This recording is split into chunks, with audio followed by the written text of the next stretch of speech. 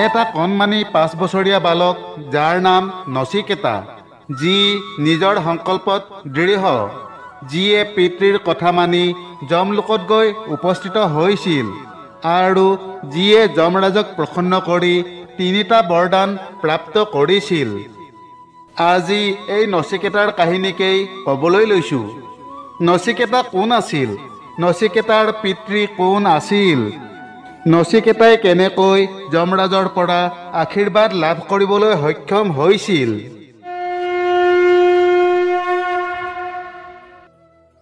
কথোপনিষদৰ কথা অনুসৰি 5 বছৰীয়া বালক নচিকেতা আছিল এজন ব্ৰাহ্মণ পুত্ৰ।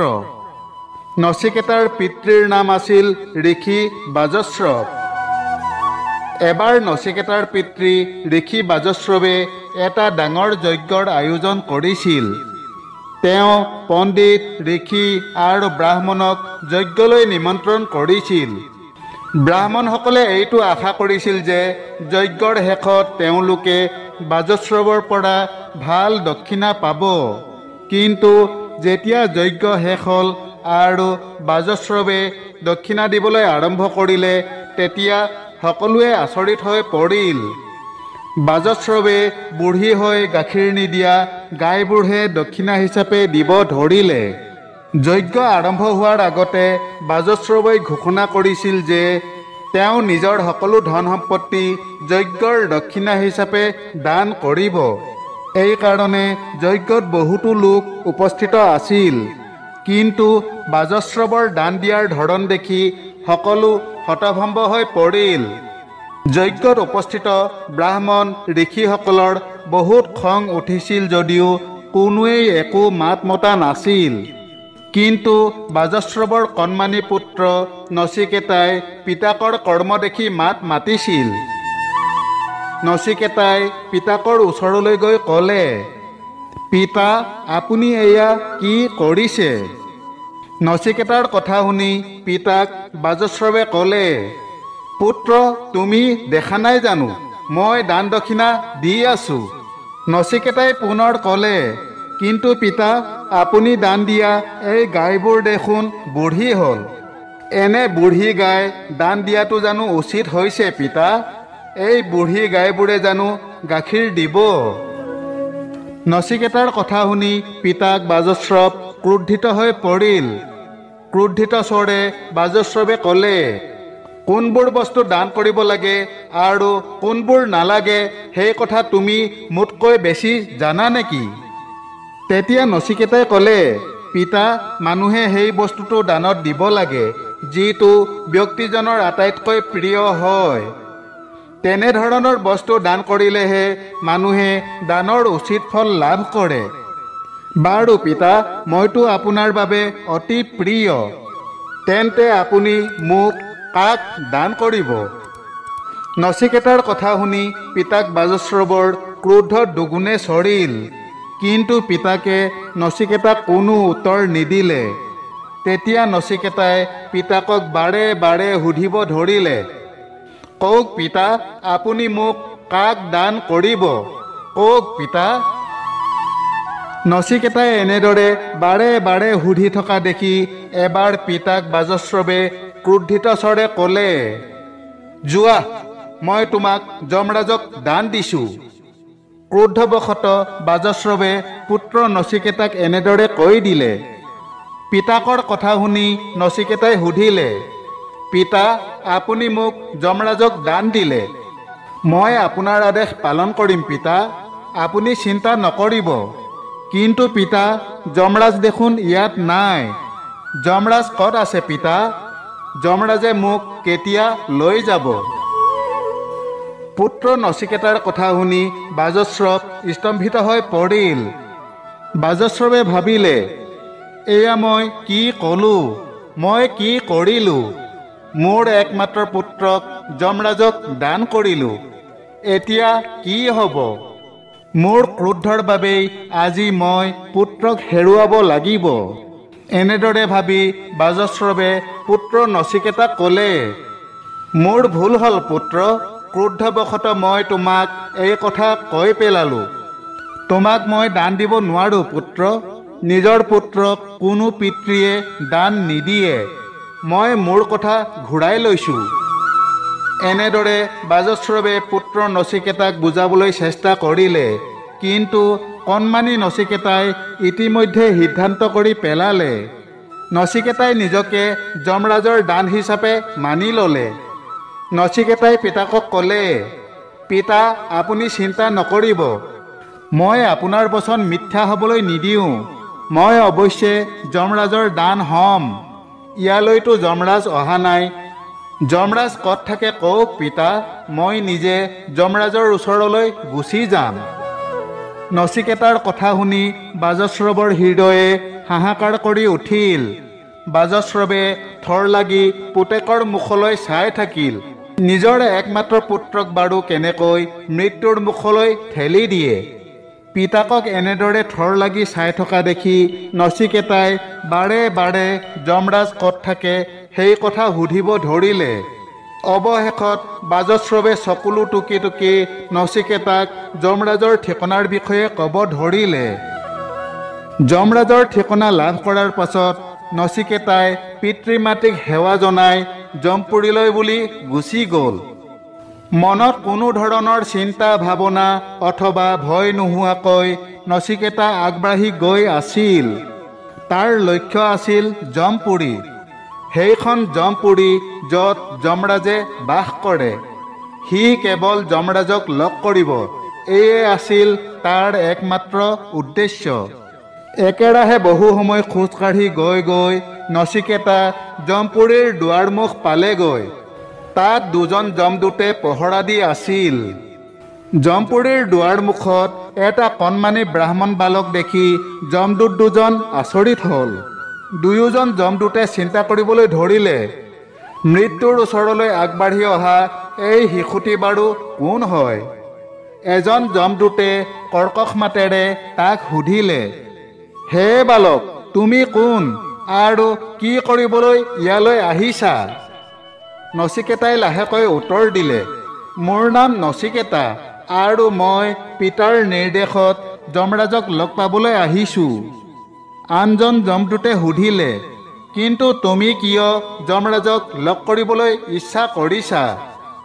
নচিকেতাই উত্তৰ দিলে, মোৰ পিতৃয়ে মোক যমৰাজক দান দিছে, সেয়েহে মই তেওঁৰ ওচৰলৈ আহিছোঁ। নচিকেতাৰ কথা শুনি দুয়ো যমদূত আচৰিত হৈ পৰিল। এইটো কি যে আচৰিত বালক, ইয়াৰ দেখোন মৃত্যুলৈও কোনো ভয় নাই। সকলোৱে যাক ভয় কৰে সেই যমৰাজক ই লগ কৰিবলৈ আহিছে। যমদূত দুজনে নচিকেতাক উভতাই পঠাবলৈ বহুত চেষ্টা কৰিলে। সিহঁতে তাক ভয় খুৱাবলৈ চেষ্টা কৰিলে, কিন্তু নচিকেতাই নিজৰ সিদ্ধান্তৰ পৰা অলপো লৰচৰ নহ'ল। সি যমৰাজক লগ পোৱাৰ সিদ্ধান্তত অটল হৈ থাকিল। নচিকেতাৰ এনে নাচুৰ বান্ধা সিদ্ধান্ত দেখি এজন যমদূতে ক'লে, হে বালক, এই সময়ত প্ৰভু যমপুৰীত নাই। তেওঁ 3 দিনৰ পাছতহে উভতি আহিব। গতিকে তুমি এতিয়া ঘৰলৈ যোৱাগৈ, 3 দিন পাছত পুনৰ আহিবা। যমদূতৰ কথা শুনি নচিকেতাই ক'লে, হ'ব, তেন্তে মই 3 দিন ইয়াতে অপেক্ষা কৰিম। এনেদৰে কৈ নচিকেতাই যমপুৰীৰ দুৱাৰৰ ওচৰতে বহি পৰিল। সময় পাৰ হৈ গৈ থাকিল। এদিন দুদিনকৈ 3 দিন পাৰ হ'ল। নচিকেতা একেৰাহে 3 দিন যমপুৰীৰ বাহিৰত বহি যমৰাজৰ অপেক্ষা কৰি থাকিল। তৃতীয় দিনা যেতিয়া যমৰাজ আহিল, তেতিয়া যমপুৰীৰ সন্মুখত কণমানি বালক নচিকেতাক দেখি যমৰাজ হতভম্ব হৈ পৰিল। যেতিয়া যমৰাজে নচিকেতাৰ বিষয়ে গম পালে, তেতিয়া তেওঁ আচৰিত হ'ল। যমৰাজে নচিকেতাৰ ওচৰলৈ গৈ ক'লে, হে বালক, তুমি কোন হয়? তুমি কিয় ইয়ালৈ আহিছা?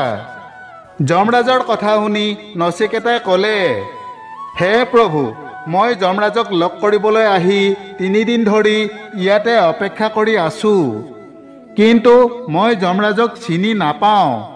আপুনি বাৰু মোক যমৰাজৰ লগত সাক্ষাৎ কৰাই দিবনে? নচিকেতাৰ কথা শুনি হাঁহি মাৰি যমৰাজে ক'লে, বাছা, ময়েই যমৰাজ। কোৱাচোন তুমি কিয় মোক লগ কৰিব বিচাৰিছা? যমৰাজৰ কথা শুনি নচিকেতাই প্ৰণাম জনাই ক'লে, হে প্ৰভু, মোৰ পিতৃয়ে মোক আপোনালৈ দান দিছে। সেয়েহে মই দান হিচাপে আহি 3 দিন ধৰি আপোনাৰ বাবে ৰৈ আছোঁ। কৃপা কৰি আপুনি মোক দান হিচাপে গ্ৰহণ কৰক। তেতিয়া যমৰাজে ক'লে, হে বাছা, তোমাৰ পিতৃভক্তি আৰু দৃঢ়তা দেখি মই অতিশয় সন্তুষ্ট হৈছোঁ। তুমি যিহেতু মোৰ দুৱাৰত 3 দিন অপেক্ষা কৰি আছা, এই 3 দিনৰ বাবে মই তোমাক 3টা বৰদান দিব বিচাৰোঁ। গতিকে তুমি মোৰ পৰা যিকোনো 3টা বৰ বিচাৰিব পাৰিবা। যমৰাজৰ কথা শুনি নচিকেতাৰ মন প্ৰসন্নতাৰে ভৰি পৰিল। নচিকেতাই ক'লে, হে প্ৰভু, আপুনি মোক প্ৰথম বৰদান এইটো দিয়ক যে মোৰ পিতাৰ যেন ক্ৰোধ কমি যায়। যমৰাজে ক'লে, তথাস্তু, তোমাৰ ইচ্ছা পূৰ্ণ হওক। এতিয়া দ্বিতীয় বৰদানত কি লাগে কোৱা? প্ৰথমটো বৰদান লাভ কৰি কণমানি নচিকেতা আনন্দিত হৈ পৰিল। কিন্তু দ্বিতীয় বৰদান ল'বলৈ গৈ নচিকেতা চিন্তিত হৈ পৰিল। কিয়নো এটা কণমানি বালকৰ বাৰু কি কামনা বাসনা থাকিব পাৰে? পিতাকৰ ক্ৰোধ দেখি ভয় খাই প্ৰথম বৰদানত পিতাকৰ সেই ক্ৰোধ কম হ'বলৈ বৰদান ল'লে। এতিয়া যে তাৰ আৰু একো বিচাৰিব লগা নাই। কিছু সময় ভাবি থকাৰ পাছত নচিকেতাই ক'লে, প্ৰভু, জ্ঞান লাভৰ বাবে কি কৰিব লাগে? নচিকেতাৰ কথা শুনি যমৰাজে তাক জ্ঞান প্ৰদান কৰিলে। ইয়াৰ পাছত যমৰাজে নচিকেতাক তৃতীয়টো বৰদান বিচাৰিবলৈ ক'লে। তেতিয়া নচিকেতাই ক'লে, হে প্ৰভু, আপোনাক মৃত্যুৰ অধিপতি দেৱতা বুলি কোৱা হয়। গতিকে তৃতীয় বৰদানত আপুনি মোক মৃত্যুৰ ৰহস্য কথাৰ বিষয়ে কওক। নচিকেতাৰ কথা শুনি যমৰাজ বিমূৰত পৰিল। কিন্তু তেওঁ ইতিমধ্যে নচিকেতাক 3টা বৰদান দিয়াৰ প্ৰতিশ্ৰুতি দিছিল।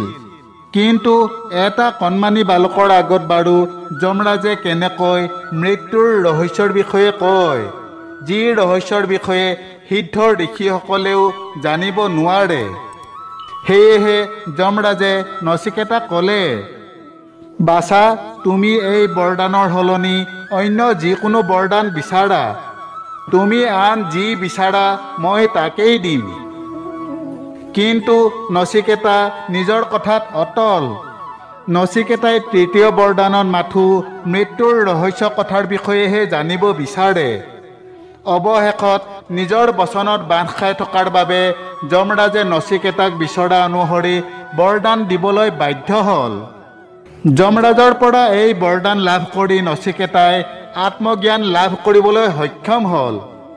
এনেদৰে যমৰাজে কণমানি বালক নচিকেতাই বিচৰা অনুসৰি বৰদান প্ৰদান কৰি পুনৰ পিতাকৰ ওচৰলৈ পঠাই দিলে।